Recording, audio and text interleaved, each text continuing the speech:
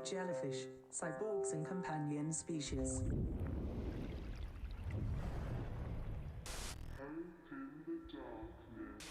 Remaining tentacularly connected to many aspects of the present.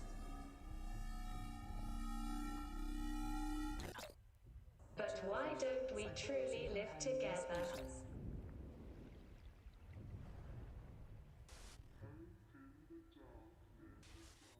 Santarcangelo 2050 Futuro Fantastico, second movement. Shape-shifting festival of jellyfish, cyborgs and companion species.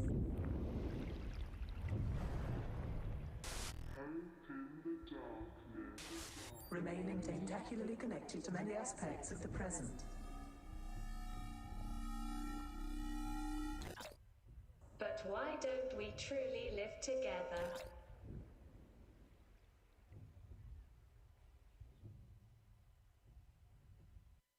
Santarcangelo 2050 Futuro Fantastico, second movement. Shape-shifting festival of jellyfish, cyborgs and companion species.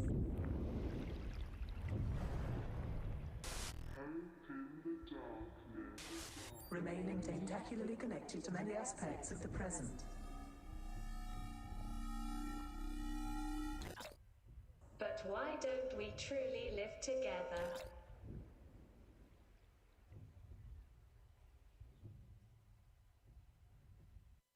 Santarcangelo 2050 Futuro Fantastico, second movement. Shape-shifting festival of jellyfish, cyborgs and companion species.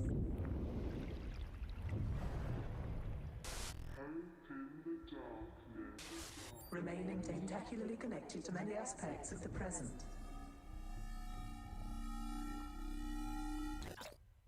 But why don't we truly live together? Santarcangelo 2050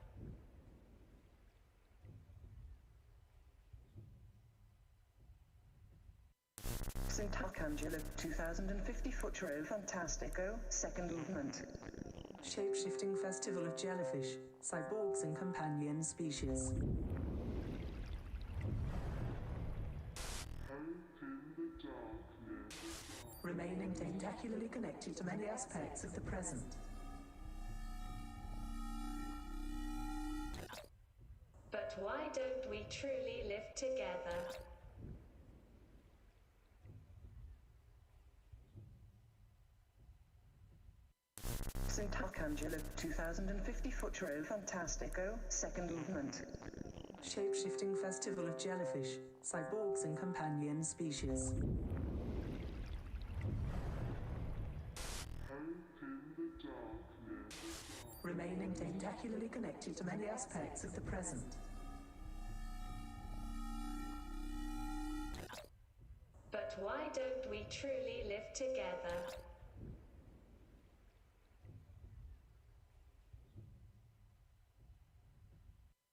Santarcangelo 2050 Futuro Fantastico, second movement.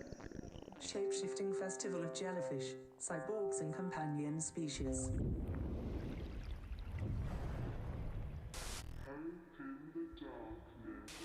Remaining tentacularly connected to many aspects of the present. But why don't we truly live together? Remaining tentacularly connected to many aspects of the present. Santarcangelo 2050 Futuro Fantastico, second movement. Shape-shifting festival of jellyfish, cyborgs and companion species.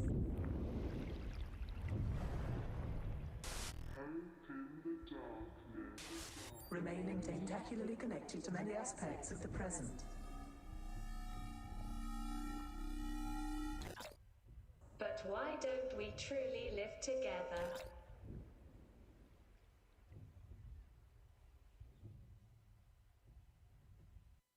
Santarcangelo 2050 Futuro Fantastico, second movement.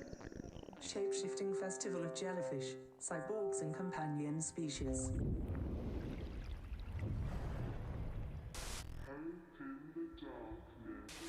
Remaining tentacularly connected to many aspects of the present.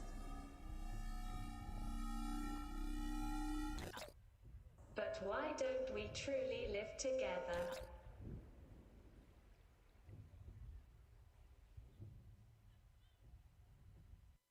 Santarcangelo 2050 Futuro Fantastico, second movement.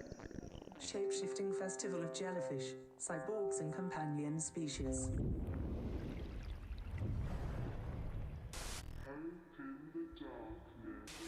Remaining tentacularly connected to many aspects of the present. But why don't we truly live together?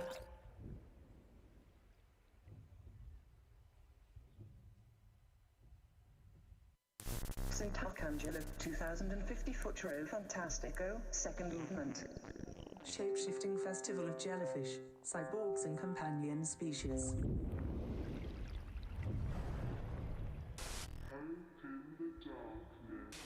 Remaining tentacularly connected to many aspects of the present. But why don't we truly live together?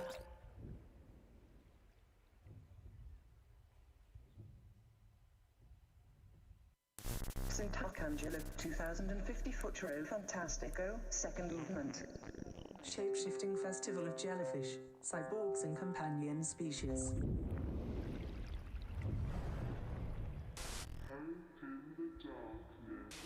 Remaining tentacularly connected to many aspects of the present. But why don't we truly live together?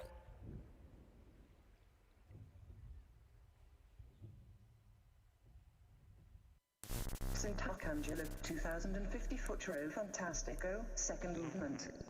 Shape-shifting festival of jellyfish, cyborgs and companion species.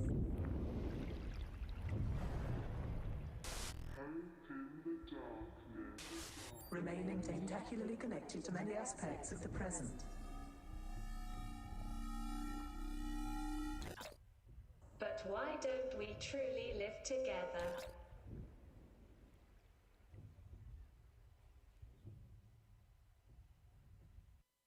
Santarcangelo 2050 Futuro Fantastico, second movement. Shape-shifting festival of jellyfish, cyborgs and companion species.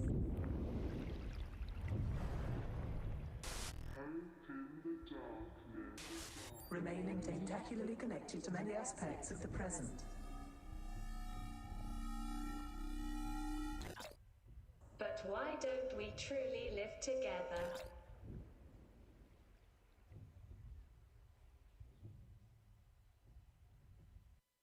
Santarcangelo 2050 Futuro Fantastico, second movement.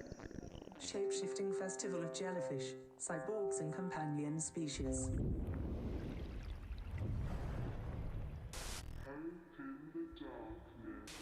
Remaining tentacularly connected to many aspects of the present.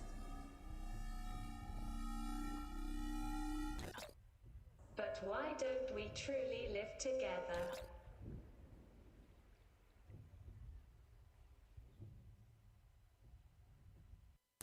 Santarcangelo 2050 Futuro Fantastico, second movement. Shape-shifting festival of jellyfish, cyborgs and companion species.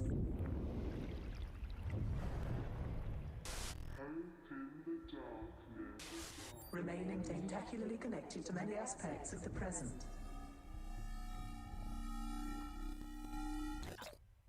But why don't we truly live together?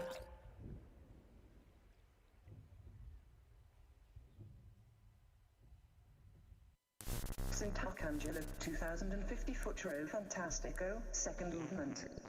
Shape-shifting festival of jellyfish, cyborgs and companion species.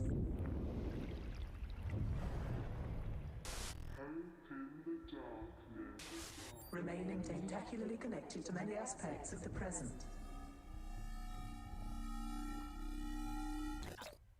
But why don't we truly live together?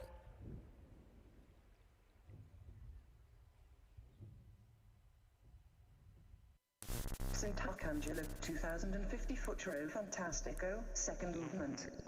Shape-shifting festival of jellyfish, cyborgs and companion species.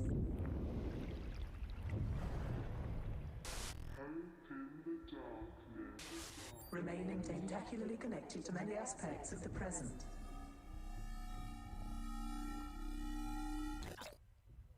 why don't we truly live together?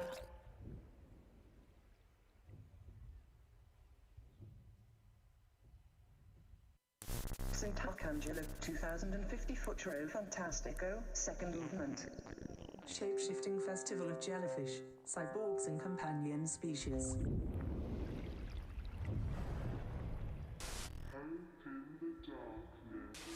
Remaining tentacularly connected to many aspects of the present. But why don't we truly live together?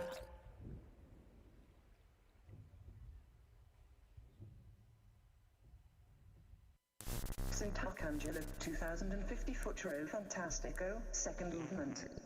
Shape-shifting festival of jellyfish, cyborgs and companion species.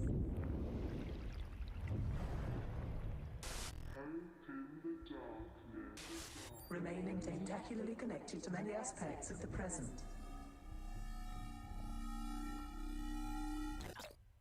But why don't we truly live together?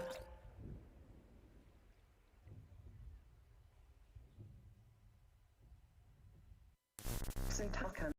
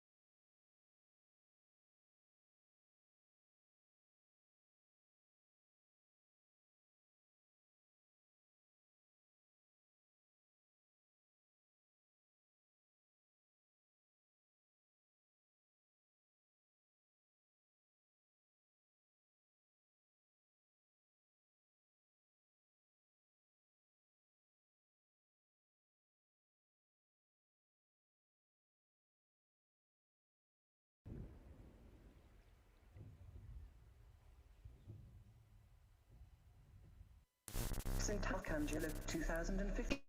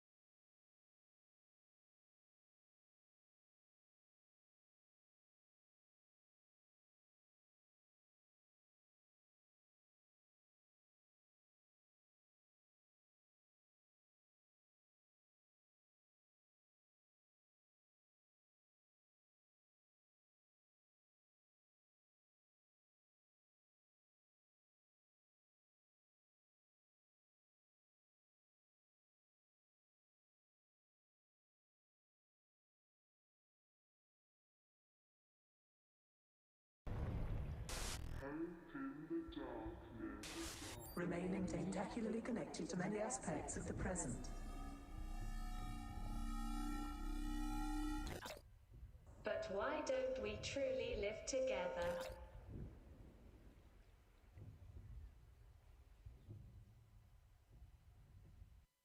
Santarcangelo, 2050 Futuro Fantastico, second movement.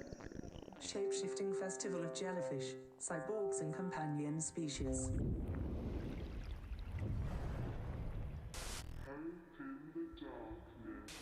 Remaining tentacularly connected to many aspects of the present.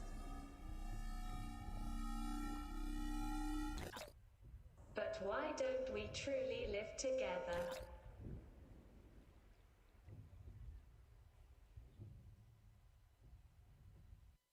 Santarcangelo, 2050 Futuro Fantastico, second movement.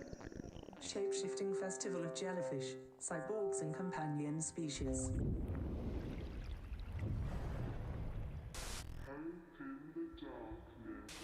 Remaining tentacularly connected to many aspects of the present. But why don't we truly live together?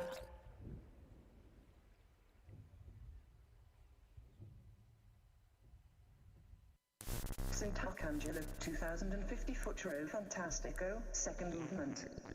Shape-shifting festival of jellyfish, cyborgs and companion species.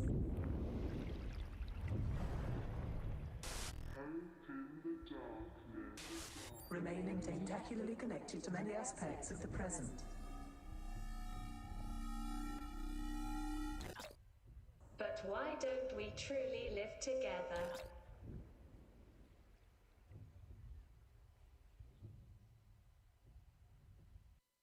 Santarcangelo, 2050 Futuro Fantastico, second movement. Shape-shifting festival of jellyfish, cyborgs and companion species.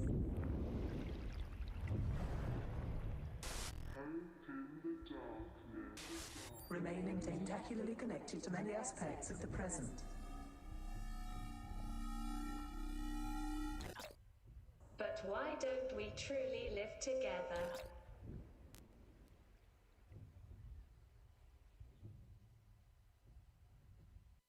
Santarcangelo, 2050 Futuro Fantastico, second movement.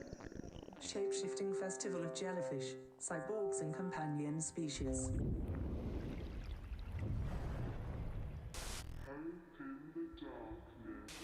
Remaining tentacularly connected to many aspects of the present.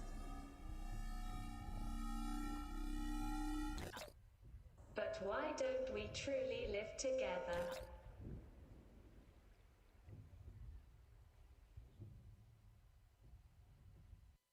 Santarcangelo, 2050 Futuro Fantastico, second movement. Shape-shifting festival of jellyfish, cyborgs and companion species.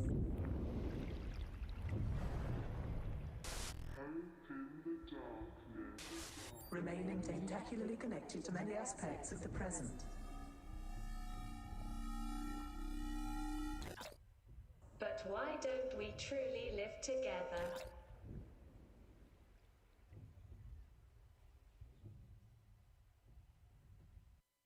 Santarcangelo, 2050 Futuro Fantastico, second movement.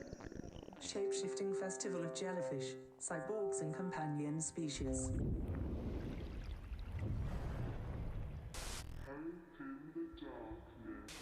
Remaining tentacularly connected to many aspects of the present. But why don't we truly live together?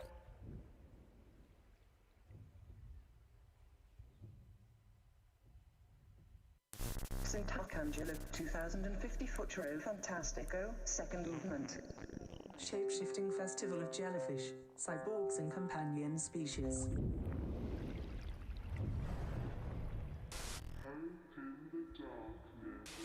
Remaining tentacularly connected to many aspects of the present.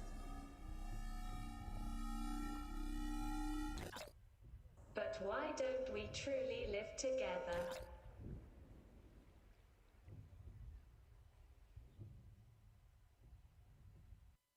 Santarcangelo, 2050 Futuro Fantastico, second movement.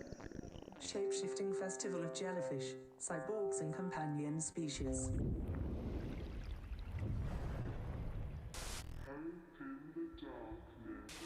Remaining tentacularly connected to many aspects of the present. But why don't we truly live together?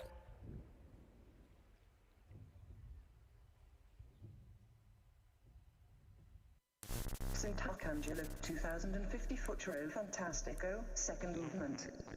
Shape-shifting festival of jellyfish, cyborgs and companion species.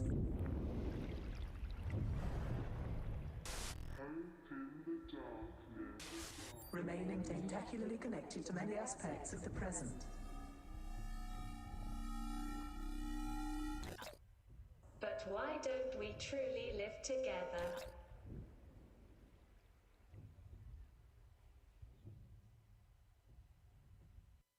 Santarcangelo, 2050 Futuro Fantastico, second movement. Shape-shifting festival of jellyfish, cyborgs and companion species.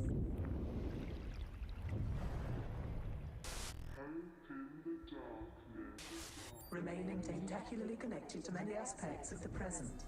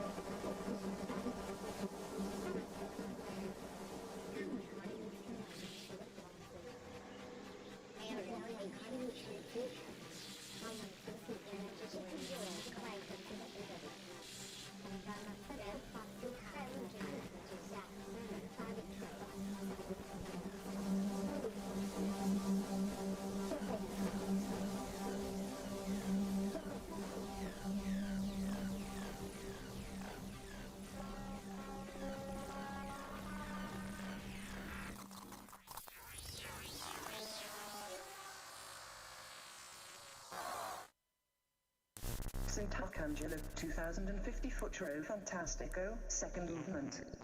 Shape-shifting festival of jellyfish, cyborgs and companion species.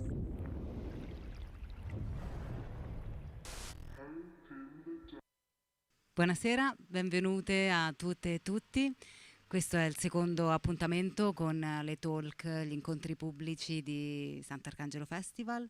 Prima di iniziare vi do una comunicazione per quanto riguarda la lingua. Grazie a Usma Radio e Ilaria Patanò per le traduzioni è possibile seguire l'incontro in italiano e inglese tramite il sito www.usmaradio.org. Okay. For the English speaker, thanks to Usma Radio and Ilaria for the translation, it is possible to follow the discussion and the QA with the artists today by connecting to www.usmaradio.org, where you will find Italian translation when we speak in English, because the artists will receive questions in English, vice versa when there is an Italian presentation. I hope this help understanding. Ma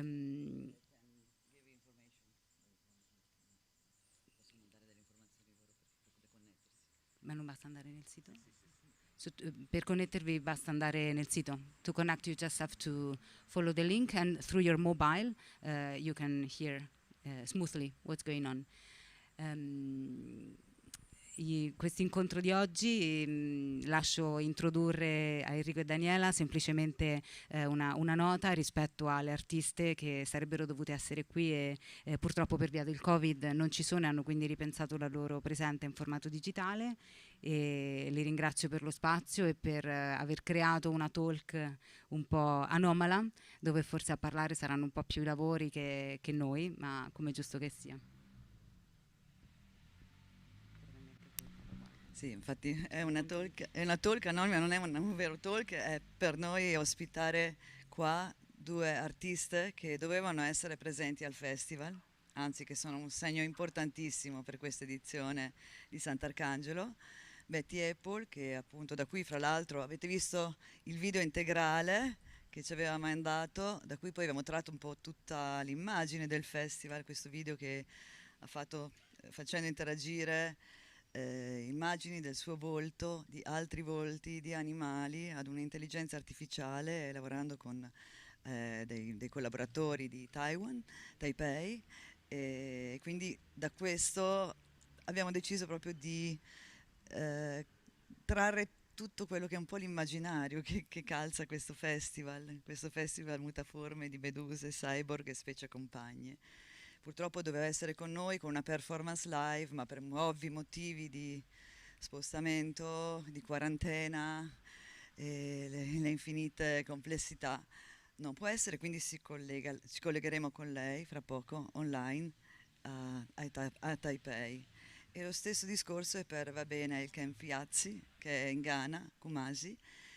La connessione con lei è un po' più complessa, quindi ci sarà la performance, poi cercheremo di avere un dialogo con Va-Bene. Anche lei aveva un progetto molto importante che avrebbe sviluppato qua a Santarcangelo attraverso una residenza, ma ancora una volta appunto, e questo è un segnale preoccupante, che paesi che diciamo così del sud del mondo, mentre qua in Europa siamo riusciti comunque ad ospitare artisti, per altri paesi è molto difficile spostarsi, così come è successo per l'artista brasiliana Gabriela Corneiro da Cunha, che all'ultimo si è vista rifiutare il visa dal suo governo su cui ecco, sarebbe da aprire un grande discorso, perché la situazione pandemica in Brasile è drammatica, e soprattutto è drammatico il modo con cui il governo Bolsonaro la sta trattando.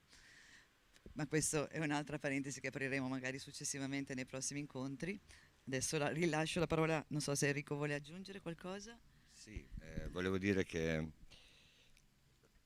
normalmente abbiamo rifiutato dall'anno scorso e quest'anno di lasciare spazio al digitale. Abbiamo voluto subito anche l'anno scorso presentare una forma per noi più consona, quella del confronto con un pubblico. In questo caso ci siamo e siamo contenti di farlo, e calza anche perché comunque c'è il fuso orario. Betty è nella notte e Va-Bene nella mattina e noi siamo nel mezzo, quindi c'è veramente un viaggio nel tempo e nello spazio in 3 continenti che si ritroveranno qui insieme, quindi questo almeno dà una giustificazione ad un passaggio così bidimensionale che altrimenti insomma, troverebbe poca coerenza con quello che abbiamo detto sempre fino ad ora. Per una piccola informazione tecnica poi lascio la parola a Chiara, che condurrà comunque la relazione con le 2 artiste, che dal momento che le opere saranno visibili attraverso questi monitor, purtroppo so che ci sono un po' di riflessi, la visione non è perfetta perché siamo all'aperto. Se ci sono problemi potete anche avvicinarvi mantenendo le distanze, ma posizionarvi in modo da poter vedere in relazione al riflesso che c'è sul monitor. Purtroppo non avevamo alternative, questo è l'unico luogo in cui abbiamo una connessione che rende possibile anche la diretta YouTube che è in corso in questo momento, che è appena cominciata. Grazie. Ci sono anche 2 sedute qui davanti, non è comodissimo per la prossimità, però in casi di grande sole o grande riflesso approfittatene. Grazie Daniele e Enrico, sia insomma dello spazio ma anche dell'occasione di creare un incontro che è un po' più performativo degli altri, anche per noi, perché effettivamente siamo a cavallo tra fusi orari, a cavallo tra continenti, e ci connettiamo con dei cyborg oggi, anche un po' meduse, cyborg che vengono dal sottosuolo, e forse per questo mi collego subito al titolo che abbiamo dato all'incontro di oggi. La scorsa settimana, mi sembra non era, ma era l'altro ieri, c'era qui il primo incontro con Anna Serlenga e anche Emilia Verginelli, Muna Mussi, dedicato alle identità multiple. Quindi abbiamo parlato di identità che si contaminano nelle nostre individualità o nel lavoro di gruppo, e oggi invece slittiamo un po' più verso il viaggio spazio-temporale. Appunto a cavallo di diverse zone del mondo, a cavallo di diverse dimensioni, andremo a esplorare prima con Betty una dimensione di futuro. Il suo video che avete appena visto si chiama proprio Signal from the Future, e il suo volto di mutaforme è quello che ha informato profondamente e suggestionato sia il visual ma anche l'immaginario del festival. Quindi con lei ci proiettiamo in un viaggio temporale nel 2050, dal quale cerchiamo di non solo immaginare ma riformulare il presente, quindi capire quello che abbiamo lasciato indietro, cosa è rimasto, perché, veramente immergendoci in un mondo marino in cui c'è una mostruosità, una contaminazione tra umano e animale, anche grazie al digitale che lei usa nella sua app per realizzare queste immagini. Mentre poi con Va-Bene torniamo a un viaggio più spaziale, dove l'elemento della terra e dello spazio è cruciale. Va-Bene lavora nella sua poetica con l'elemento della terra, che è molto forte nella cifra estetica ma anche per il contesto, il suo contesto politico e geografico, e metterà in scena una sorta di rito e rinascita grazie alla riconnessione con la terra, come una sorta di compostaggio, come dei funghi che rinascono attraverso veramente una fusione con lo spazio. Quindi entrambe lavorano con 2 modalità diverse su quest'idea di viaggio, di transizione, che è un po' quello che informa il titolo, Bodies in Transition, perché attraverso questo viaggio spazio-temporale quello che andiamo a questionare è come si sta nel mezzo, Quindi cosa significa abitare una soglia, cosa si perde in questa opacità della soglia e cosa invece si rivela.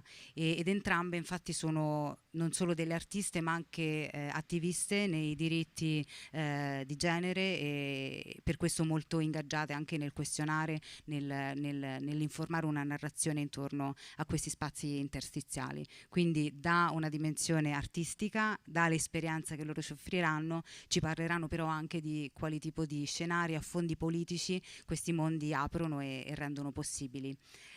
Però adesso credo che sia il tempo di imbarcarci in un viaggio con Betty. Betty è un'artista visiva, digitale, una musicista di Taiwan, Taipei, che lavora molto sull'immaginario dei millennials e quindi è un'esperta nel creare personas in cui delle forme si contaminano e si mutano, e oggi ci parla un po' come Betty, un po' come Beta. E vedremo chi è Beta e che testimonianze ci offre, con una suggestione un po' cyborg.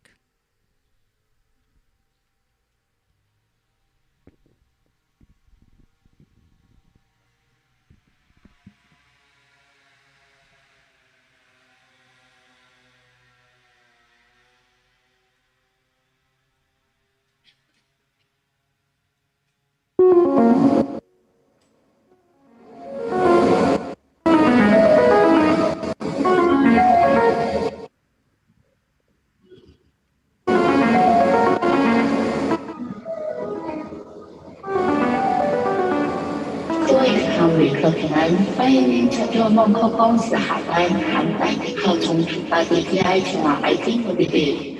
预计时空航行时间是梦3秒，也是西元2050年的30分钟。为了保障导航及通讯系统的正常工作，特意要使用，请不要使用旧时代手机、其他信息摄像机和电音频率接收机等电子设备，以免您无法回到您的时空。时空很快就要爆炸了，现在空上服务员将进行安全检查，请您做好、练习好行李袋，梳子椅背，穿上人物装。请您确认您的镜头是否安放在对蓝镜片柜或头盔前方。本次航班全程禁止不专心，以避免您无法回到梦2050。在航行途中，请不要乱想，祝您有个真实完整的体验旅程。感谢您的搭乘，希望再次与您梦2050相见。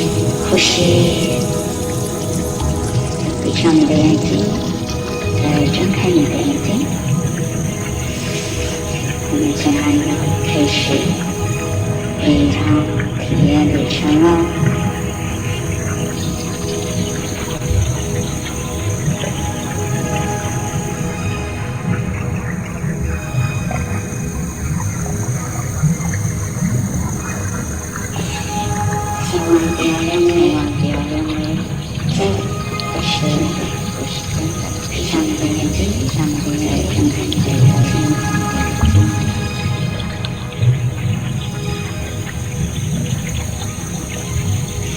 你会看到大海没有错。它看起来就像一场游戏，人生如梦，梦如人生。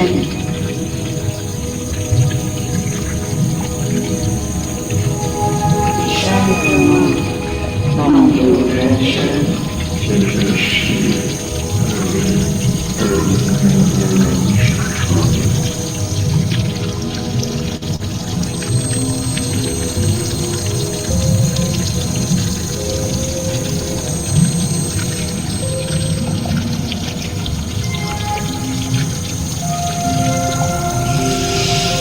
呼吸，闭上你的眼睛，再睁开你的眼睛。我们现在开始这一趟体验旅程了。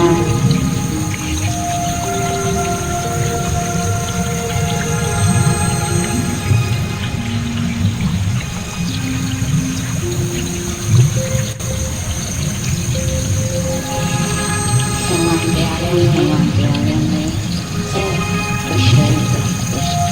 闭上你的眼睛，闭上你的眼睛，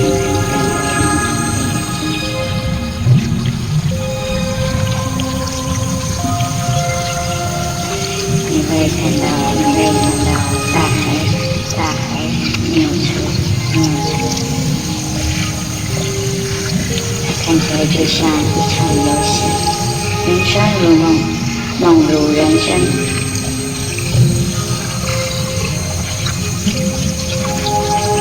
人生如梦，梦如人生。这就是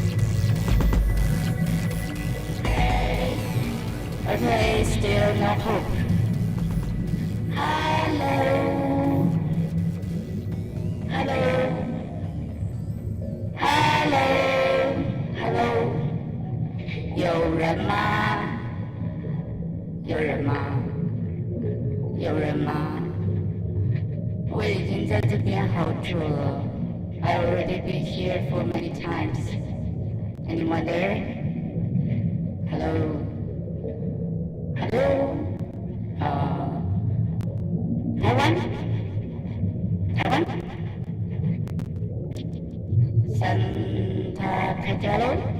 Hello? Hello? Italy? New York? Hello? London? Hello? Japan? Hello? Hello? Beijing? Hey? Korea? Hey?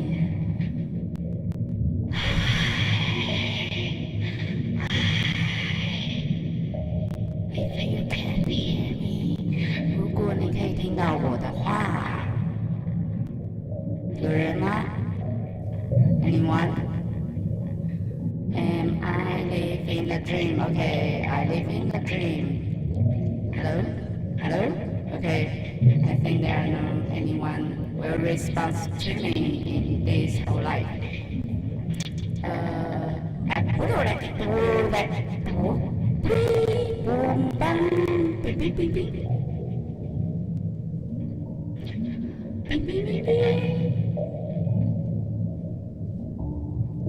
Hello?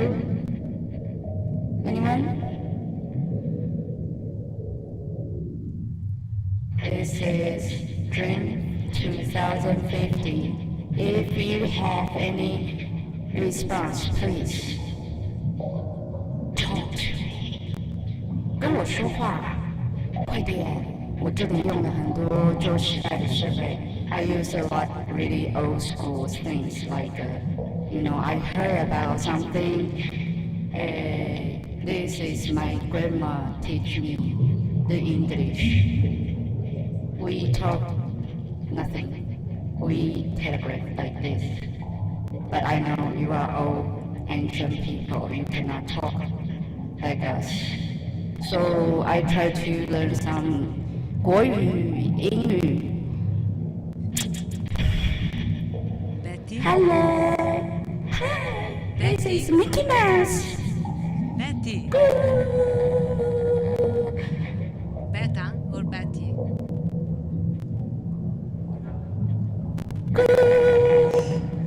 Hello. Hello? Hello. Hello. I hear you. Oh. It's real. It's real. It's real. It's here. It's real. It's not my imagination. Oh. You come from where? 2020? 2020? Yes. No. Where are you? Or when are you? I don't know. 2050? 2050. It's different. 2020 already not exist. My grandma say 2020 to 2050 are like a loop in somewhere, and after that have a bomb. So I'm the imagination. We are trying to find some land. And hey, hi! It's real from 2020. 20?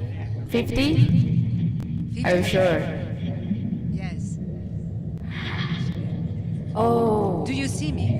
Do you see us? I tried. We have some. I hear you first, and then I see you. You don't have tail. Really? No. Impossible. Not yet. Are you like some cyber things? Are you my friend's joke? Oh, come on. Do you have tail? Yeah, we have. We put outside Okay. when we need to go out. But now it's really hard to go out. We can just talk now. And oh my God, I feel it's so real. Some people answer to me in this kind of language. Can you speak my grandma language? Try me. 你会讲中文吗？ Maybe你会吗？ someone here can. I don't Oh, know. someone can speak my grandma language. That's sweet. Hey, hi. No. 你好。你好。 I think now we don't learn it at school. Is it Okay. the case in 2050? Which Yes. language do you study? Okay. What? Which language do you speak in 2050? We don't speak language. We cannot speak. I use chip. I use my grandma make her chip and put inside my throat. In my generation, cannot talk, but we can do the imagination and thinking. Everyone will understand. but we cannot talk because of some virus. Oh, you see, my chip is a little bit weird. And I saw you have tail, and can you let me see? Can you walk? It's really hard to walk here. We walk easily, more Yes. or Oh. less. I have to. Oh, that's so cool. My grandma said it's so great when they, dance. And she teach me, but we don't have leg. During some virus, I have to tell my friend. I talked to some other place people because I learned this language. I told you, it's work. It's work. And I can play some music. So you receive my message, right? That music is my grandma teach me. It's amazing. Can you play some music? You talk? Hello, hello. What's your name? We don't have music and we cannot dance. Because of You a cannot virus. dance? Because of a virus, we cannot dance. We can communicate, but through Zoom. But it's good. So you have real voice. It's not like me.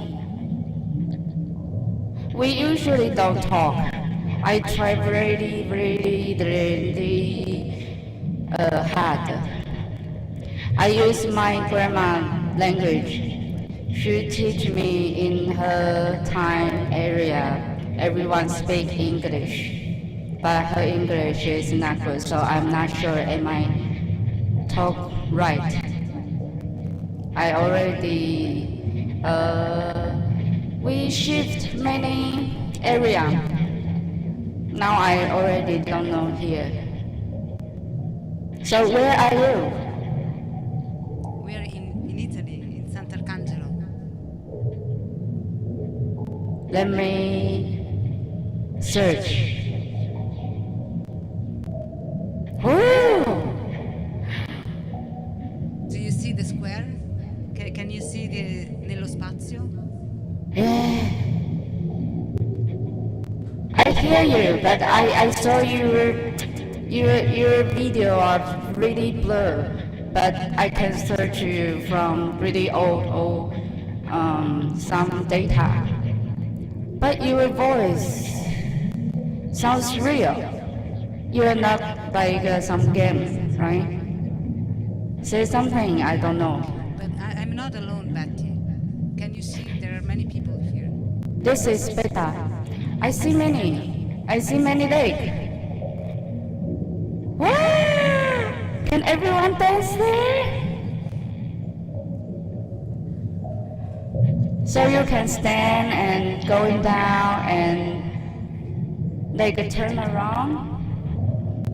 We are not allowed. But we can wear our mermaid suit. It's amazing, I know. My grandma say when they are a child, everyone wants to be mermaid. I hate that. It's crazy.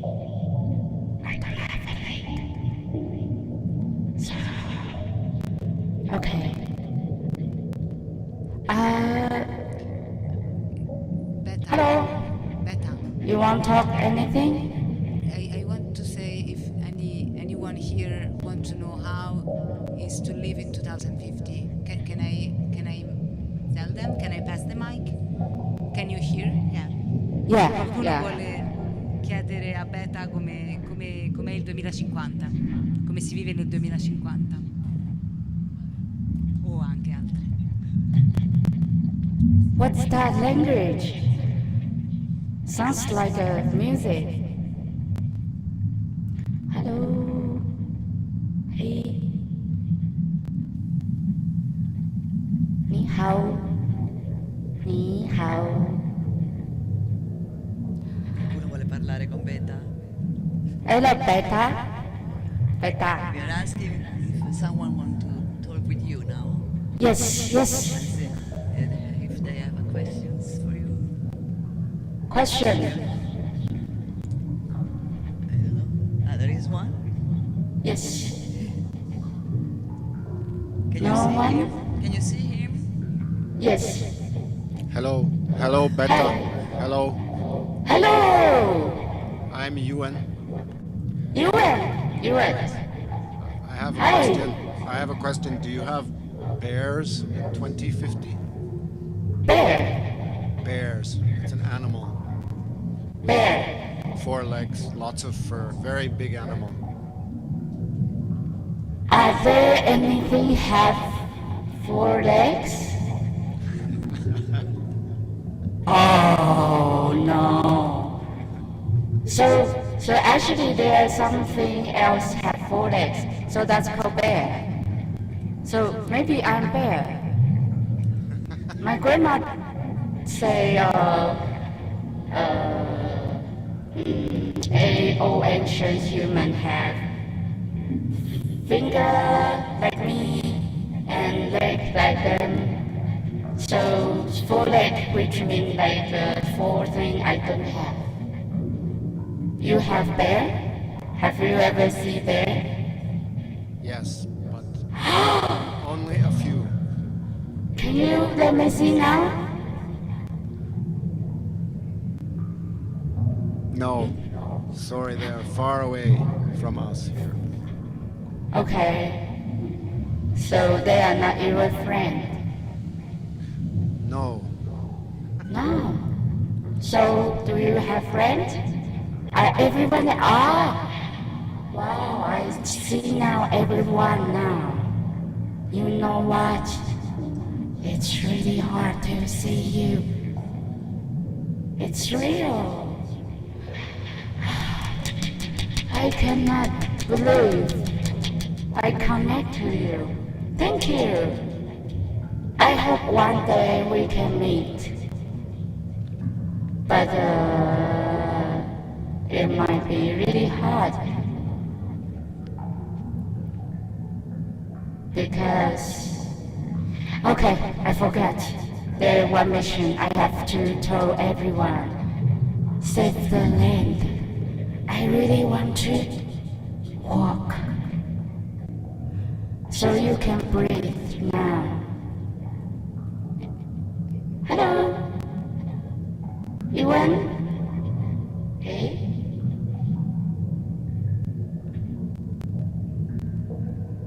Wow. Anyone? 有人吗？You think on it. I can answer you. Oh, my eyes. Hello? Hey. Hey. Hey. Anyone?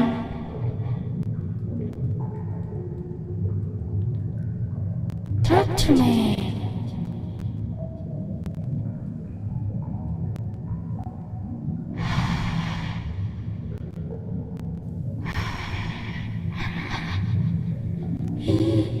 Hi, Beta.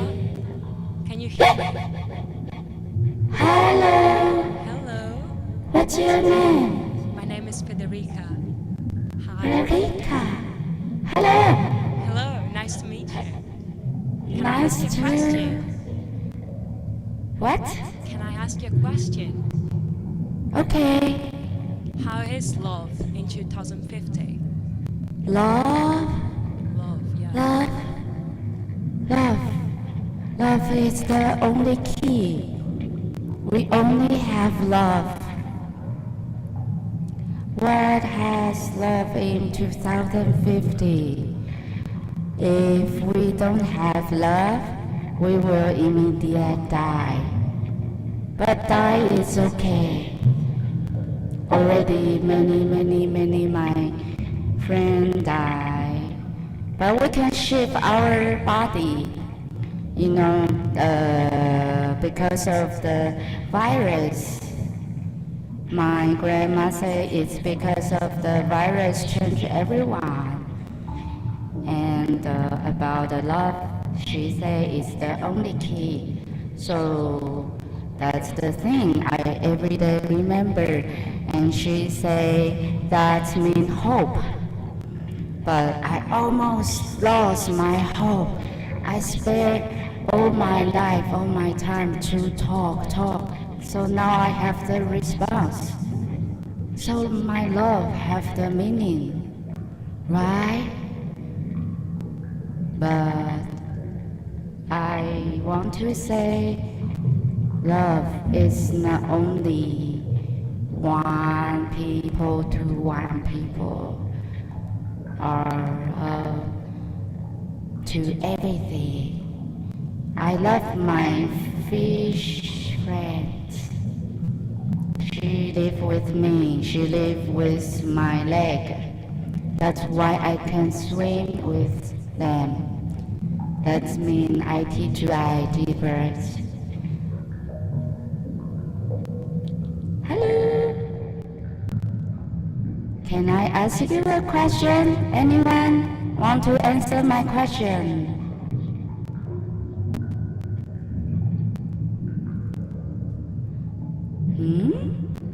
No one want to answer question. Wow. It's actually illegal here to talk. We have to find a place to have action. Betty, you can ask the last question if you want. I want to ask a question. Please, go. How it feel when you breathe? In some land, in Italy, Santarcangelo.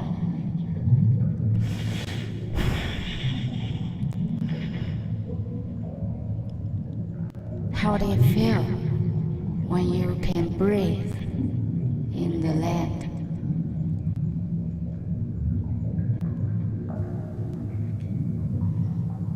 Hello, Hey, hi,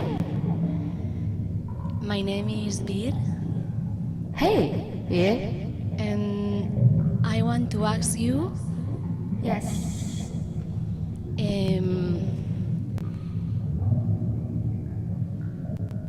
what kind of theater do you know at your Theater? time? Oh, we don't have theater, but I'm the... Theater is my grandma time. Here, my job now is imagination master. Only we can hear, talk to people or trying to find a signal. Some people go out to find energy for surviving. So I imagination some drama story to them, and they can come back to live there.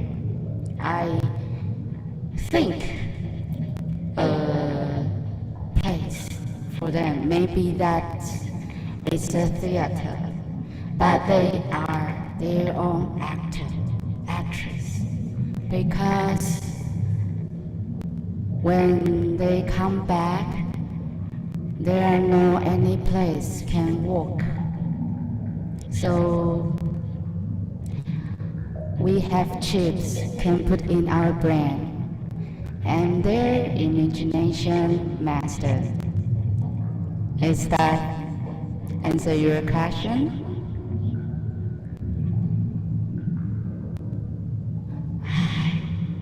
Thank you.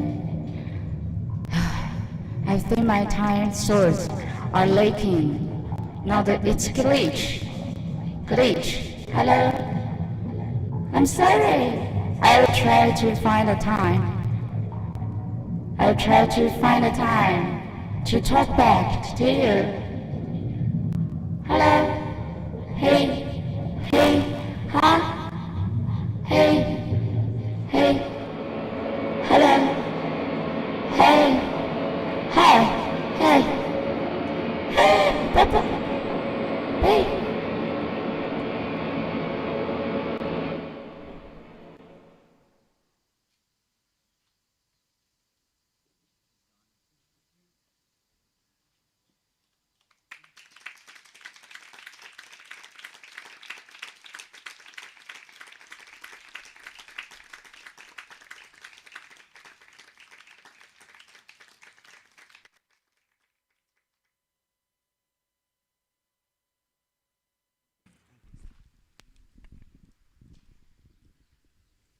Voglio passare davanti alla telecamera. Grazie anche della immaginazione, come Betty ha chiesto, per rispondere alle sue domande e farne altre in un modo in realtà molto ironico e forse provocatorio, il tentativo anche quello un po' di analizzare quello che noi vediamo nel nostro presente e come può essere riformulato nel futuro. La comunicazione è sicuramente uno degli elementi su cui abbiamo ragionato con Betty, anche la scelta per esempio di non avere l'inglese nel video e come diciamo smantellamento, no, di un'egemonia che forse non ci rispecchia tanto e che magari nel futuro non necessariamente anche con l'emersione di mercati asiatici sarà così potente. Un altro aspetto che è emerso nel dialogo con lei è stato anche quello ovviamente della sostenibilità e quindi della relazione con il pianeta, e poi l'analizzare proprio il vivere quotidiano e quanto il virus abbia condizionato e trasformato la possibilità di viaggiare, ma anche di comunicare, la percezione del respiro e la percezione dello spazio, quindi l'isolamento in casa. Soprattutto alla luce della sua esperienza, che in un contesto come quello di Taipei è stato veramente rigido e irrigidimentato da un sistema che effettivamente ha una sorveglianza e un isolamento fiduciario molto limitante e limitativo, per cui prevede davvero l'isolamento in piccolissime stanze d'albergo di pochi metri quadri per moltissime settimane. Quindi queste erano un po' le riflessioni di cui ci siamo confrontati con Betty. Non so se qualcuno di voi vuole condividere, più che domande, un'impressione, una nota, oppure siete ancora storditi da la mole di glitching e non solo che ci ha offerto Betty. Come vi dicevo, il ponte tra queste due artiste che ospitiamo non è solo la distanza geografica e l'impossibilità a essere presenti con noi, ma anche l'indagare un po' il viaggio tra il tempo e lo spazio con delle poetiche molto diverse, e anche l'abitare un po' la transizione. Va-Bene viene da un'altra area del mondo, viene dal Ghana, e oltre a essere un'artista, una performer, lavora come attivista e ha fondato un centro di residenza a Kumasi proprio per favorire lo scambio, la ricerca artistica nella dimensione locale, ma anche lo scambio con artisti internazionali, nella consapevolezza che questa possibilità di incontro e di commissione è molto limitata in Africa e quindi molto necessaria invece a ampliare un immaginario, ma anche aprire dei varchi a delle risposte e delle sperimentazioni. Il lavoro che qui presenterà e che potrà anche presentare e commentare tramite una connessione soltanto audio. Vedrete una performance e ascolterete un audio che è la sua riflessione, che spiega un po' le origini del lavoro e quello che c'è dietro. Parlando con lei ha molto sottolineato l'importanza dello spazio, per questo vi ho citato il centro di residenza che ha fondato, e anche l'importanza della terra come rituale di ritorno per rifondare un'identità. In questo attraversamento siamo partiti da una sua esperienza diretta, che è stata un po' quella della difficoltà di oltrepassare i confini e il monitoraggio del passaporto, e da questa riflessione si è un po' interrogata su quali sono i corpi che hanno il privilegio di essere legittimati, riconosciuti e normati, e quali invece non sono visibili, e che cosa deve accadere perché questa visibilità venga riconosciuta e quindi venga permessa poi un'effettiva mobilità oltre che visibilità e legittimazione d'essere. Lascerei più che altro adesso insomma, allo spazio, al video e alla voce di Va-Bene.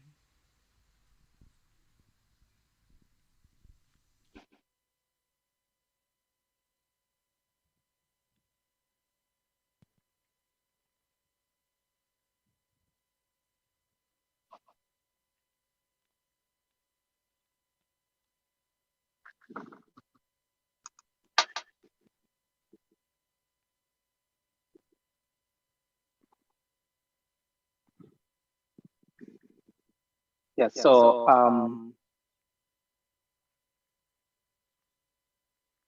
this performance in itself is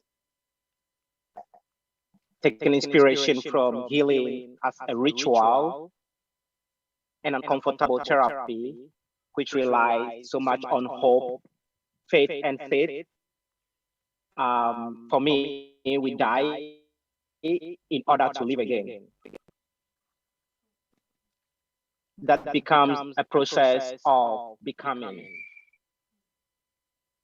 So looking at the work itself as a gray healing and gray bodies is exploring the liminality of the body and the liminal rituals that marginalized queer people have to struggle through to be able to survive. So looking at what we see now is also like body being trapped in a pyramid that in itself have several layers of spiritual and philosophical interpretation. It could be seen as a space that hosts a kind of hierarchical power, where in some traditions, only royals will be buried there. However, looking at that space that has to incubate a body, but that means that the body can regenerate again. So we never die. We only transition and transform into other beings. So we decay in order to become other living things. So this work, this performance in a space like this reveals also the collapse of the hierarchies that would lead into different form of regeneration. However, it also leads us into experiencing painful birth. And if I say painful birth, it means also that I am unable to separate death and birth as separate situations. They are really interwoven. And you are born to die and you die to be born. So taking some inspiration from queer birth, precisely in homophobic countries like Ghana, it gives me so much energy to see myself as a dead being ever since coming out and openly intervening as a radical empathy, and also as a way to confront other legal institutions and religious institutions that demonize and criminalize us. I have always considered that period as a kind of death for me.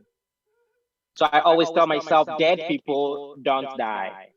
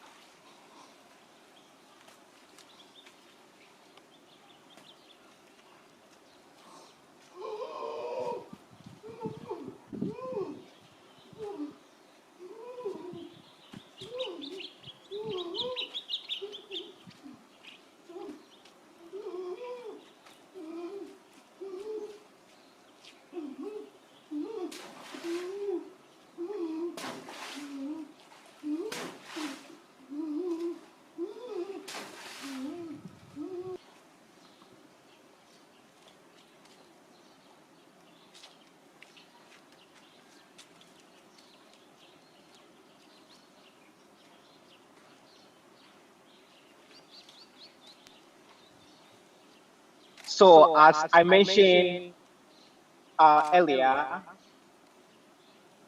I don't think death and birth can be separated. So while imagining this kind of performance, I am constantly reminding myself of my birth, my struggle, condemnation, and the way I have been demonized by the Christian religion into which I was born as a colonial country. And at the same time, it helps me to be able to insert myself into the life of other less privileged queer people across the globe and how they would have to reinvent their own birth in order to keep living. Because it feels like each and every day you are trapped in a certain cocoon,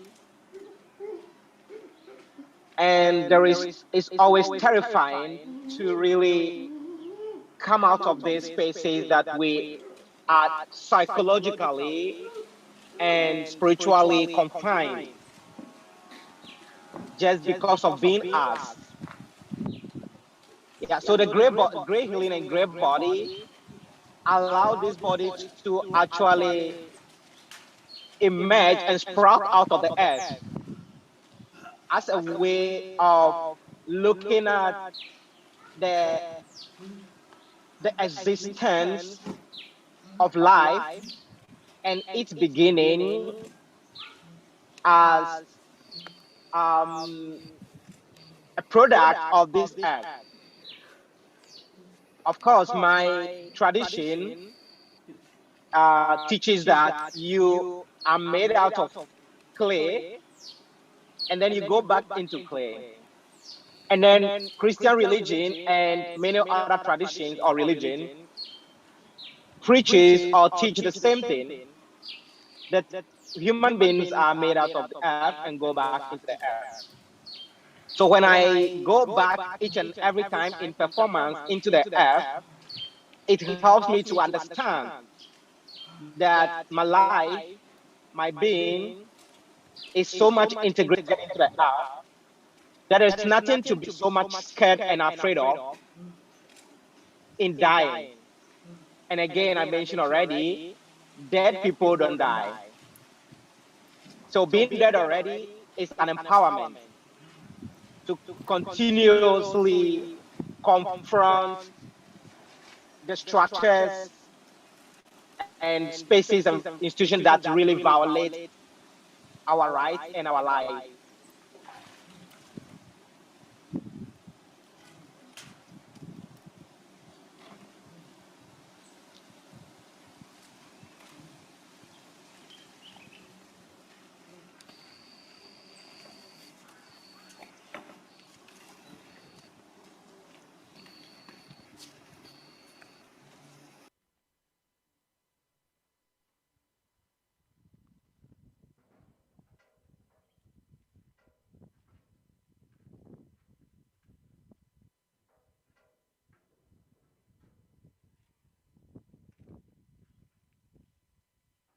This is how it feels like we are always in the womb.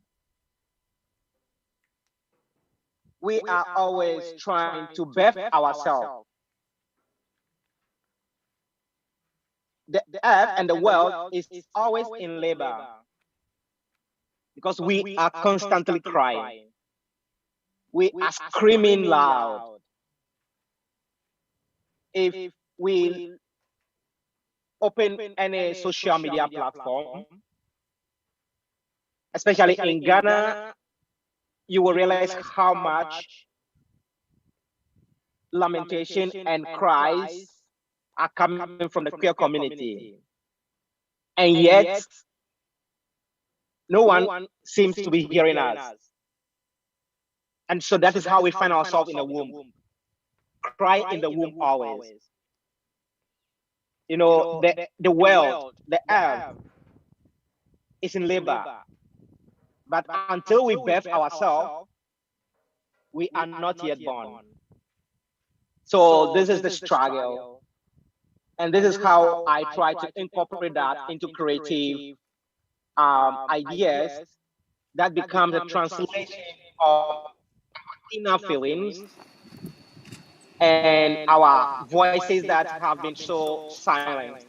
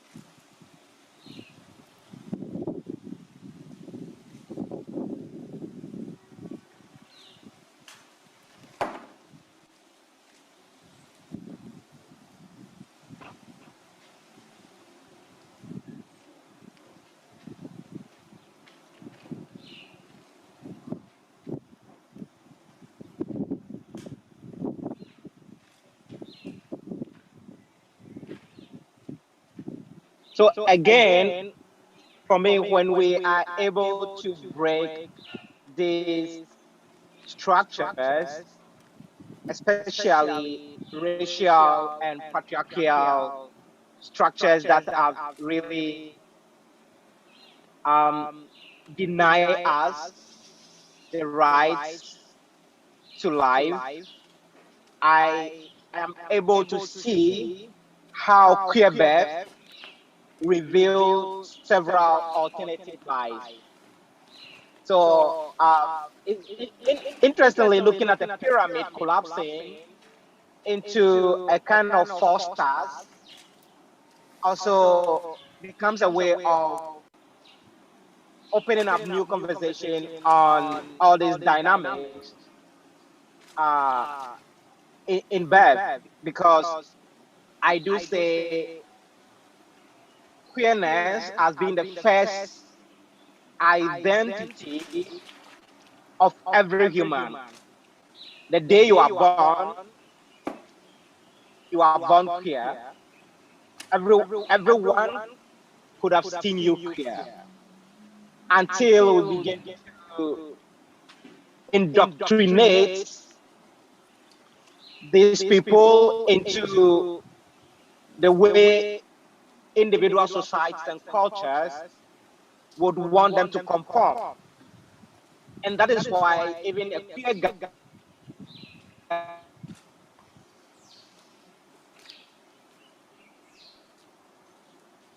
physically or socially, as a queer person coming from Sudan, or queer person coming from Europe, or queer person coming from Uganda, because even in all this singularity of trying to define our identity as queer or non-queer persons, it is still being interwoven into the way the culture of each space is reinventing us.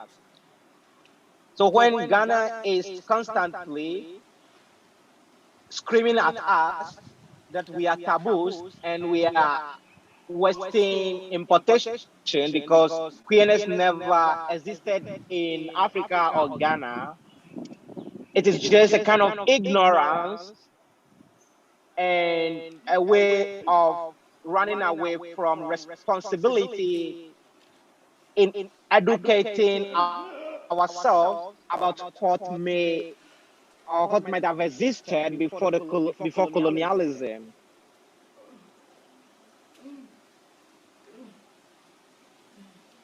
So I always refer to that as colonial virus, where we have now embraced all the Western constitution that were built during colonial period, and we actually employ that in our constitutions after independence, and use that now to judge our own citizens. You know, that makes life so difficult for many and queer people who want to deconstruct the colonial narratives about being Black and being queer.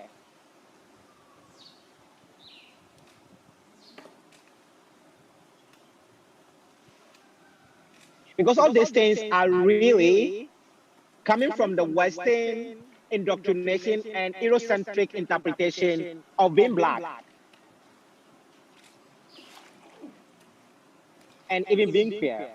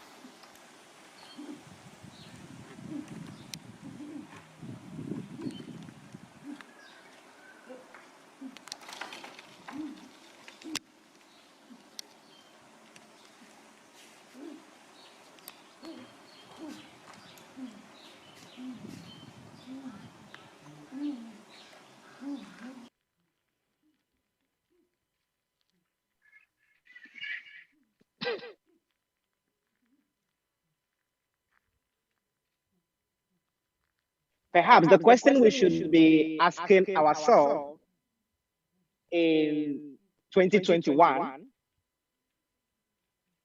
is how do we collapse and deconstruct the world into boundless spaces without boundaries and forms, and be able to embrace all the diversities that come with humanity. You know, I think we are looking for simple answers. That is our problem. We want things to be A or B, and no one is paying attention to the liminal spaces. No one is really reconsidering the liminality of our being. Because if we really pull all these structures apart, even those who identify as binaries will identify and know that they are even with different kind of liminal bodies or liminal spaces. Because again, it is the structures that we have invited that made us think of ourselves as A or B or being binary persons. I think the first thing that we are is living beings. Whether with tails, whether with horns, wings, face, whatever, it's about living beings. So if we can even advocate for animal rights, then what is making it difficult for us to advocate for human beings that choose different sexualities and different form of identity? I think we are becoming more hypocritical globally, because same people that would violate, abuse, and criminalize LGBTQ human beings are people who are constantly even advocating for animal rights. What difference does it make now?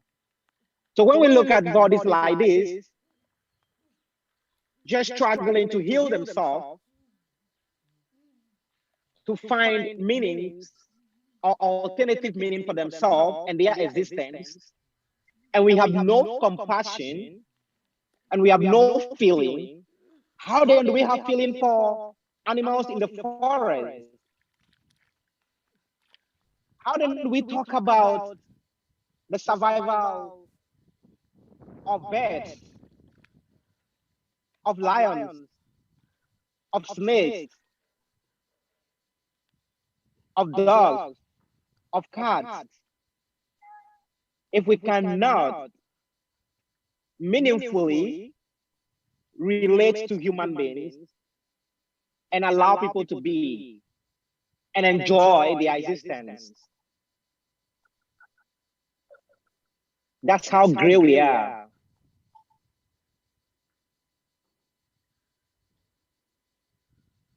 That's the liminal space in which we find ourselves.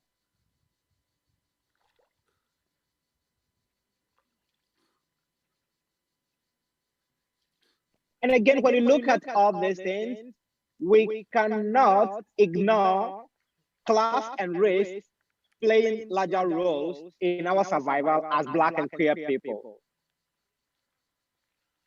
Because even international borders and international spaces do not necessarily make provision for black people.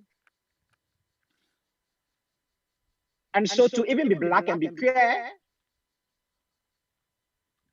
you can just imagine how you have to navigate and how you have to survive.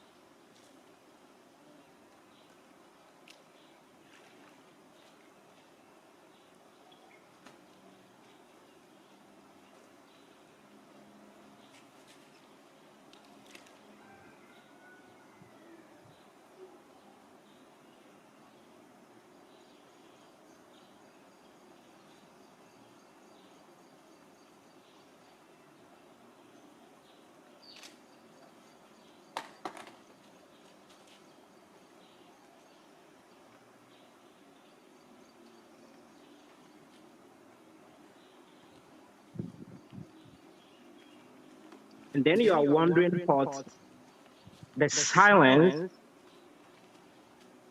in the air means to queer people when everybody is totally silent about their death. You come to countries like this and it feels like only queer people know that they are dying. Only queer people know that there's something happening. Any other person outside the queer community may even ask you, why are you advocating? Who is killing you? Because your death doesn't really hit anyone. It feels like people are just performing a kind of social and cultural responsibility and cleansing by erasing you and eliminating you. So when you even cry out, people are even asking you, why do you cry? What's the meaning of your cry? It doesn't make sense to people. And they tell you nobody is killing you, so be silent, keep quiet. You know, and so now when people gain power, are getting more encouraged to speak and reveal what they go through that people do not know, the government would now say we are making new laws to criminalize even advocacy and anyone who speaks for or in favor of LGBTQ rights. So if we were not dying, and then we begin to speak, why do they now want to criminalize it? You know, so this is how we lie down each and every day and looking into the sky and waiting for death, perhaps the new birth. Death may be a cure. You know, that is it, because you wake up in the morning, you are thinking about how to even enter into the community, into the society, to go to work, you know, and then you are waiting for death. You can imagine this bird coming as though we are dead and coming to just continue to pick our flesh and disperse it. I love this spontaneous response from the bird. Just flew in at a point when I became lifeless. But that is really the condition. That is really the situation. That is really the question to our survival.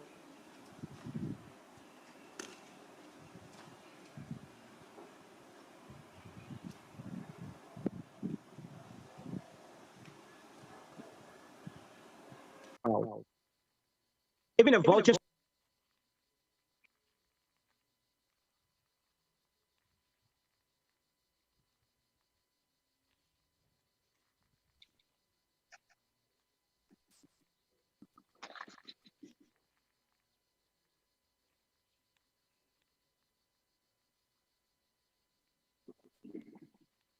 How do we escape?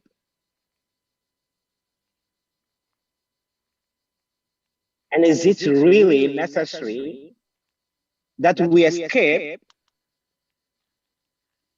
or we have to face it? We have to live it. And we have to win it.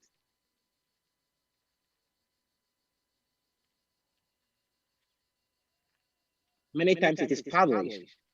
Ghana is the safest country for business. And yes, that is true. Because Western business partners, whether gay or queer in Ghana, does not have any problem or anything to do with our government. It's about business. So we can do business with queer people from Europe, but we cannot embrace the queer people in our own country. We cannot hug our own children as queer people. They must die because we don't profit. So if we can trade queerness, if we can make business, then we can consider it. So our life has always been commodified. If only it can bring money, then you can freely walk around because we can make money out of that.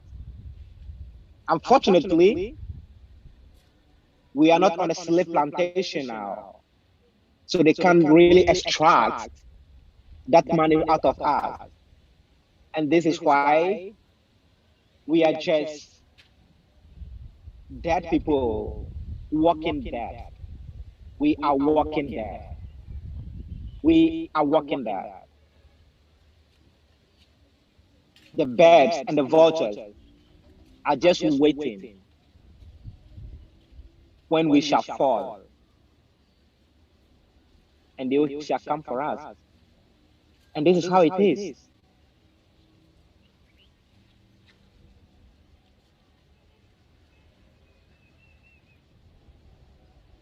I don't think escaping to anywhere solve the problem. We have to start unlearning and create our own narratives.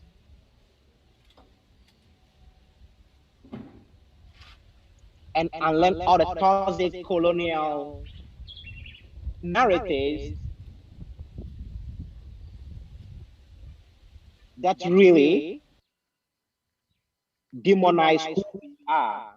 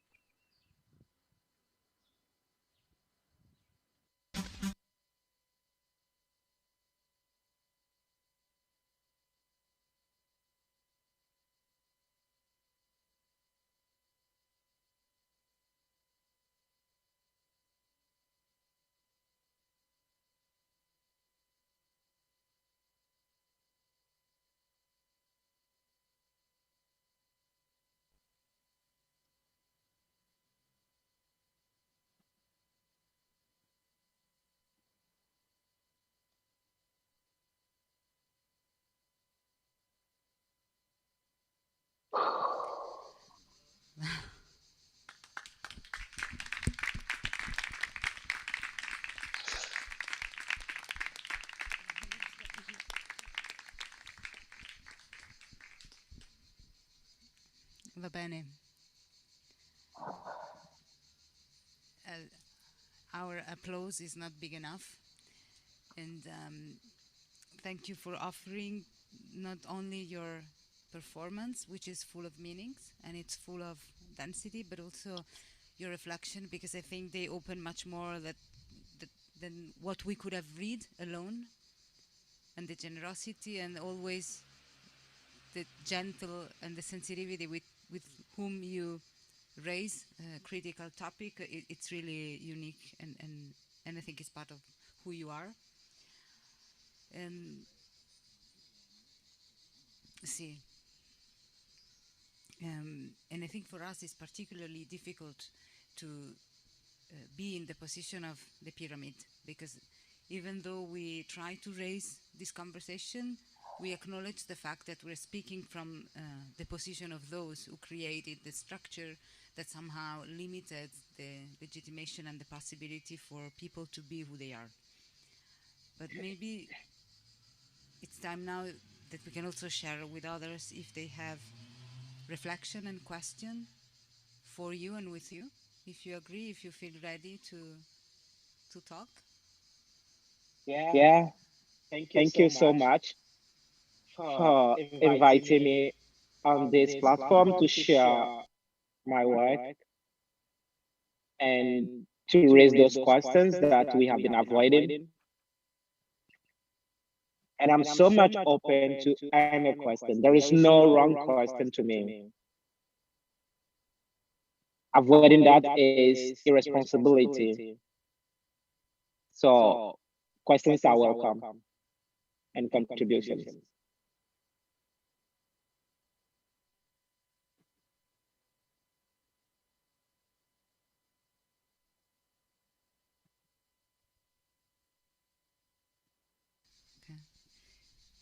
volevo invitare se c'è qualcuno del pubblico che vuole fare una domanda, una riflessione per Va Bene.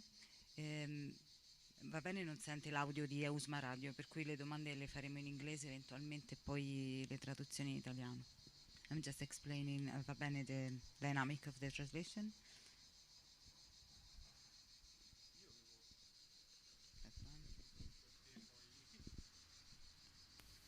Dico in italiano, non so. Sì. Okay. Avevo letto appunto che prima del cristianesimo coloniale in Africa la cultura queer era molto più tranquilla, molto più rispettata, molto più accettata, che appunto è stato il cristianesimo che l'ha distrutto. Però appunto io non so bene com'era prima, ero curioso di sapere un po' com'era. Va bene, somebody from the audience is commenting and wanted to understand with you how the homophobia perception was in Africa before the Christianity and the colonial invasion, let's say. And so. Yeah, thank you very much for that question. I think that is a whole thesis in itself. Because first of all, Africa has been singularized by the Western anthropologists, and that is also colonial effect. So to talk about homophobia and LGBTQ identities before colonialism,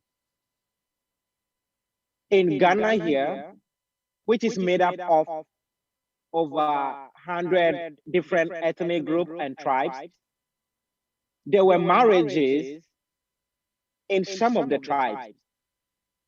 An example is the Ajali marriage from the Western region, precisely by the Nzima people. So if you Google that, Ajali marriage or partner marriage among Nzimas, maybe you will find the answer there. And so, until colonialism or until the criminalization of such relationship, some and many African countries have different relationships to queerness. Among the Wadabe tribes, the men, even identifying as heterosexuals, embody trans men. So the men dress like what we would be considered an ideal woman and beautify themselves for the women to come and select a husband. So it subverts even the marital role. Men don't go seeking for the woman. The woman must make a choice and decide on which man is beautiful. And now in Ashanti region where I live, until today, if you visit the kingdom, they will proudly tell you about a history that the people who served the queen were neither men or women. They were neither men or women. They were people considered as eunuchs, and yet they were seen as trans people. And so they were liminal bodies. And if you go to the Sudan mountains, when you give birth to a child, and you are anticipating that you are giving birth to a girl, and you end up giving birth to a male sex, the ritual is you raise that male as a woman throughout their entire life. It is something similar to the Albanian swan virgin. So if we are able to look at all the fragments and diversities of African tribes and African countries, then we may understand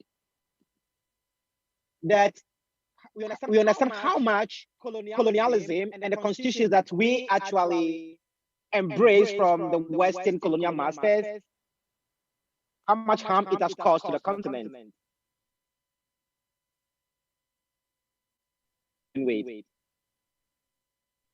As opposed will I say ex-Christian and ex-pastor, because I have seen how much Christianity has contributed to the violence that we are facing in this country, especially. So I don't know if I answer your question, but it's like a thesis we should write.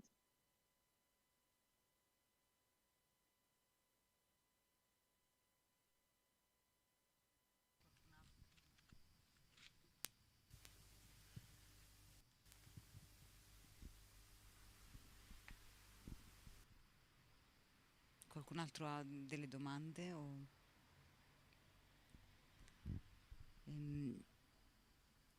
And I remember, Va-Bene, we spoke once about how homophobia was increasing in Ghana after the digital and the internet, let's say, diffusion, and somehow the internet became a breakthrough, also to create a very strong narrative against.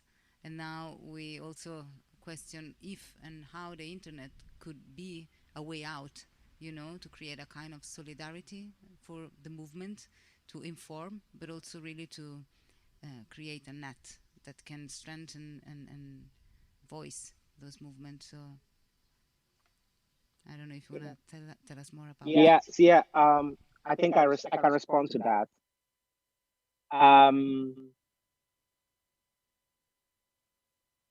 The rise of homophobia in Ghana, I will say, at my age, 40, it started around the early 2000s.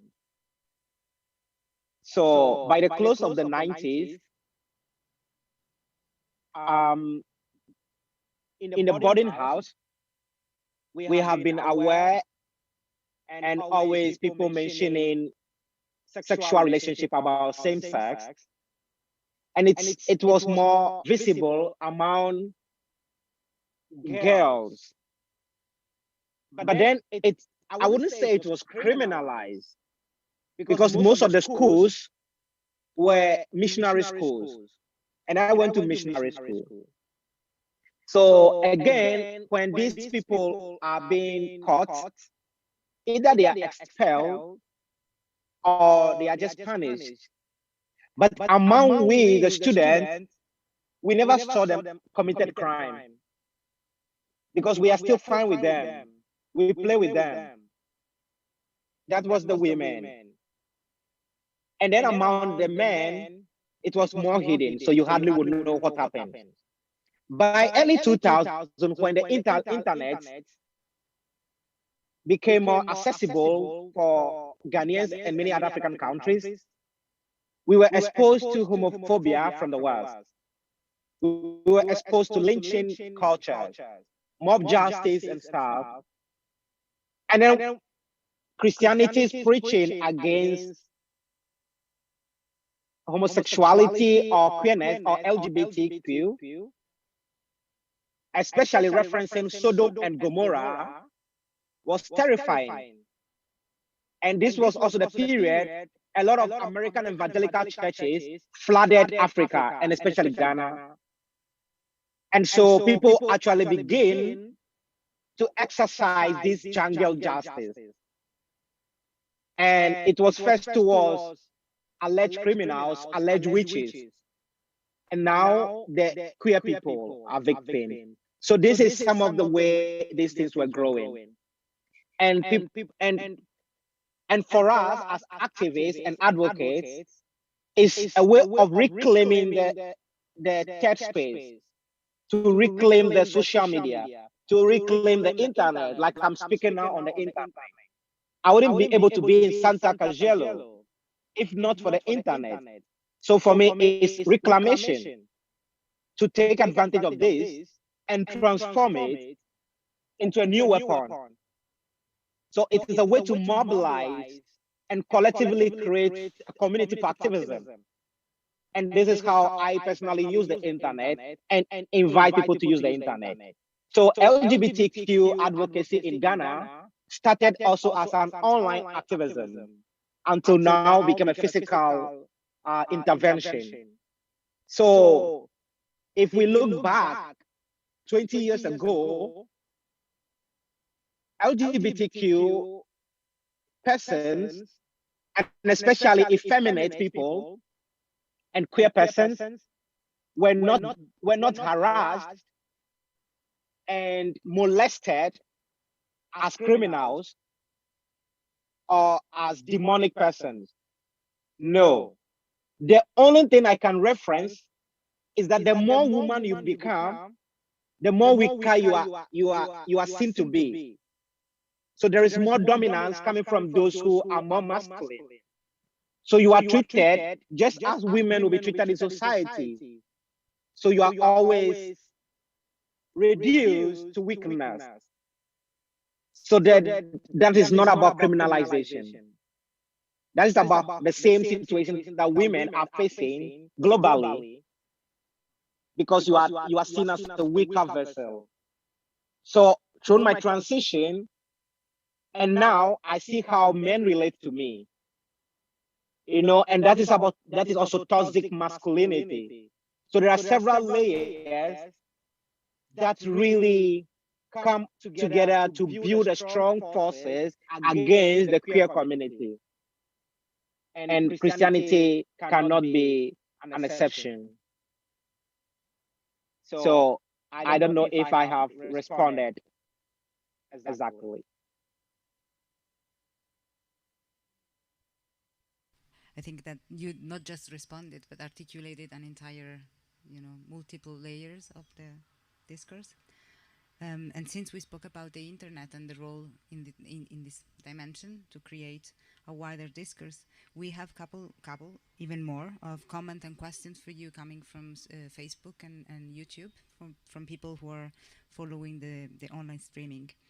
Alicia Mary Exantus is asking, modernity has tried to erase and modernity has tried to erase and silence these older histories. Do you see your role as an archivist of these liminal spaces for modernity, or a counter-archivist, counter-curator? Yeah, thank you for that question, Alisa. I really appreciate and admire your constant support in everything that I do. Yeah, surely I see myself as an activist, and as Alisa witnessed, also a counter-archivist and curator. And it is always outside the normativities. So daily archiving our history, because we won't die for someone to come and misinterpret and misrepresent us. So we are constantly rewriting our own history and creating spaces. When I navigate international borders with all my encounters, I document them, audio and video. It's not just a way to point finger and accuse them of what they have done, but it's a way to create a living testimony for the generations to come. Otherwise, one day we will still rely on oral history to talk about queerness 20, 50 years ago. So these are some of the roles in which I have inserted myself, not only as an artist, but as kind of a living testimony. And if I understand also the question very well, yes, modernity is making higher attempt to erase a lot of our past. And I can say this, that witnessing Europe, a lot of Europeans do not even know their own history, like several years ago. I know they are much more interested in the history of otherness. But then, if you ask what existed as even a tradition as a culture before the coming of Christianity and the modern society. I am sorry if I'm exaggerating to say that only few people would be able to say something. And that's exactly what is happening to the African continent. And this is what some of us are trying to recreate, a kind of testimonial archive for the generations to come.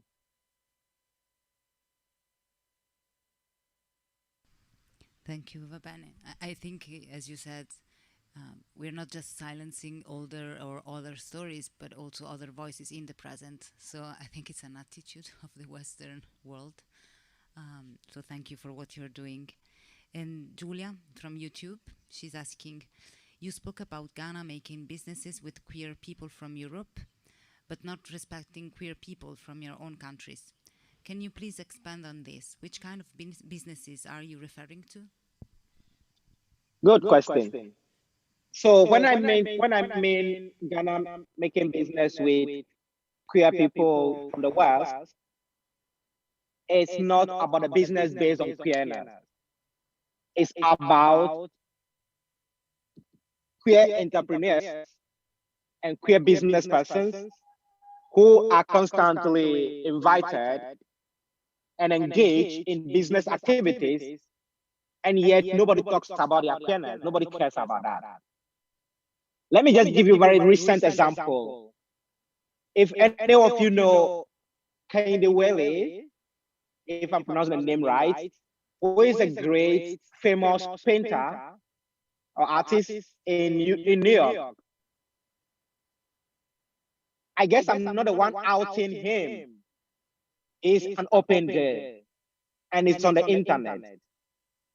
If you don't know this artist I'm talking about the artist who painted Obama, I think 2 years ago, that became very viral and a topic in all the media. This is an artist that was invited to Ghana for a conference just a few weeks ago.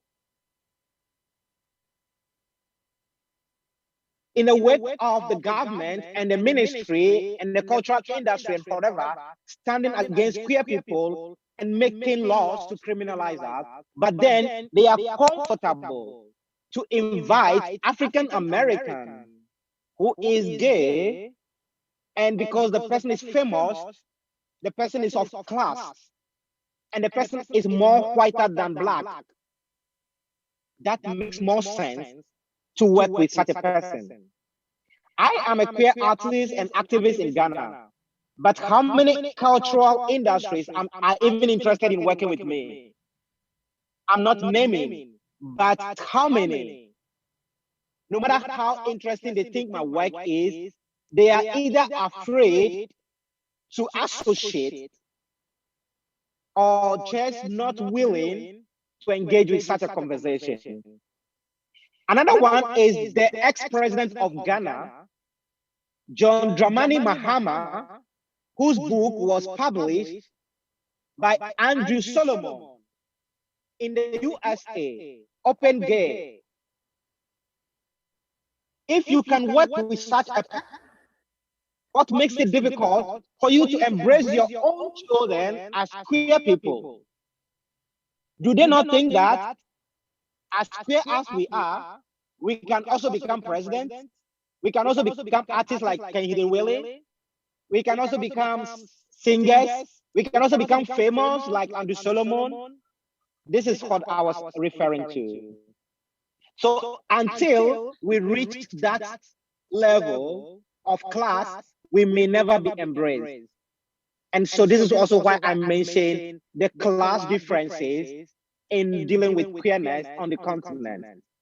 I am saying proudly, if I escape and move to Europe and move to New York and validated by the West, you know, the West must first validate us, our own people. So when the West baptize us, we will be accepted by our own people. So if I should be living in New York from today, and my work is featuring in all the so-called important media.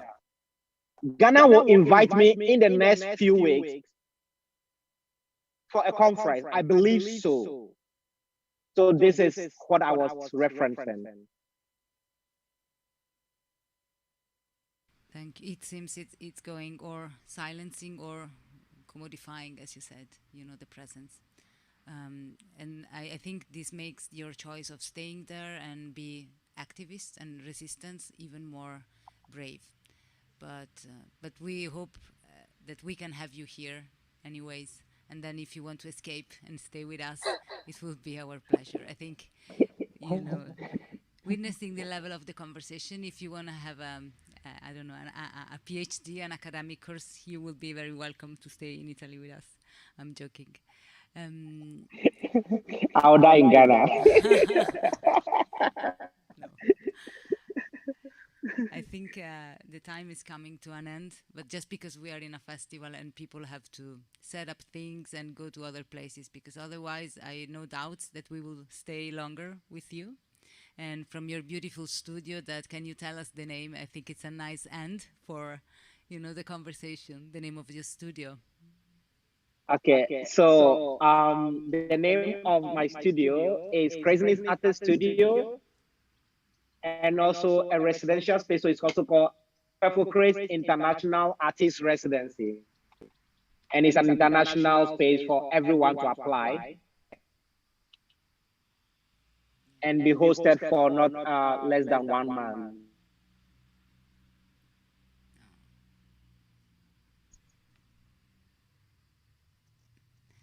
Yeah, but where you are Monument of Second Skin. Yeah. And this is my costume.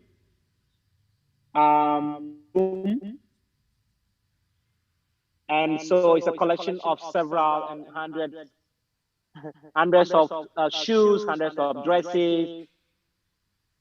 And this is why I perform my rituals of becoming. Yeah. So that's short description of the space. Monument of Second Skin.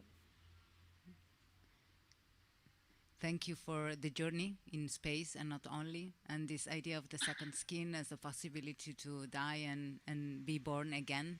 I think it's move us to the next phases of our encounters, and also to the activity of the festival, which is an aim to the shape shifting. So Va-Bene, thank you immensely for your presence here and for what you offer. And this is only, a goodbye, but for sure we will talk soon and be together soon. Thank you. Thank you again. Thank you, and enjoy the rest of the festival.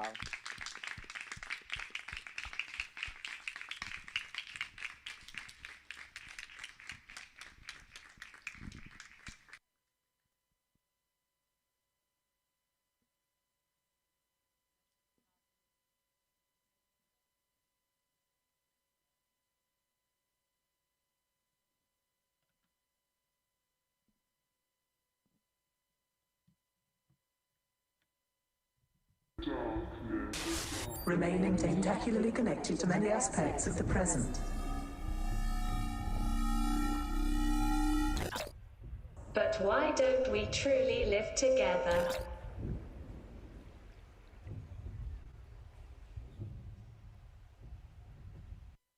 Santarcangelo 2050 Futuro Fantastico, second movement. Shape-shifting festival of jellyfish, cyborgs and companion species.